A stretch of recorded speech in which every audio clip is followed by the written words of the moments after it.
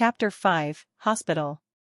I had never been in a helicopter before, and now there were a crew of people hovering over me as we glided through the closing afternoon sky. A drop of water landed on my cheek, and it delighted me. I know not wherefrom it mortally came, but I knew it was the Apsaras, my family, welcoming me home.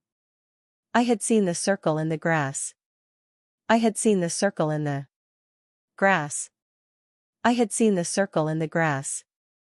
I had. By a distant mountain, cherry blossoms fly, from a teardrop by my dying eye.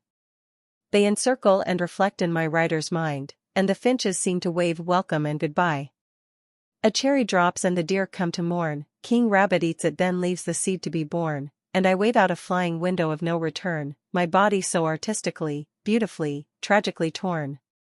With no paper needed, now my thoughts imprint, every being's life in a universe that doesn't misprint, my pen is intention, not it did but it didn't, for my strokes must never be heard, not even a hint. And now my blood it pours like rain, out of the mouth of this flying brain, and catching much of it below are the Iowan giants, who will now step more carefully in their world of coup de main.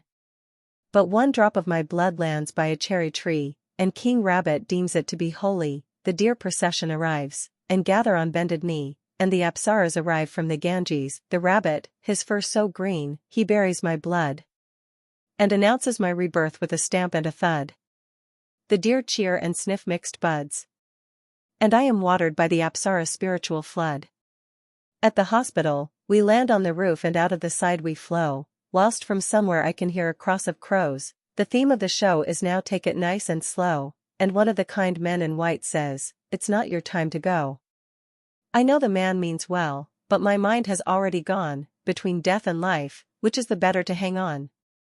I let go of one and found another in a circle in a lawn, I am shouting this to the sky, but silent as a mute swan. Emergency it says, critical care they have declared. And I am wheeled into a room to repair, my broken body, now quite bared but all around me now the room has disappeared. For some reason, I think of Morgan and my mom, my dad and a reckless red bomb, and I realize how much I miss them, and then my aplomb begins to wane into some kind of emotional atomic bomb. Before I can shout, fluids enter me, and on the horizon of 1,000 turbulent seas, I see floating their countless bodies, and hovering over them all are wailing banshees. Death has come, that's for sure, my vision just for me to behold. But I was still confused between it being dross or gold, for weren't they the same, sort of one as twofold? The nightmare or the paradise, it's just the one you hold.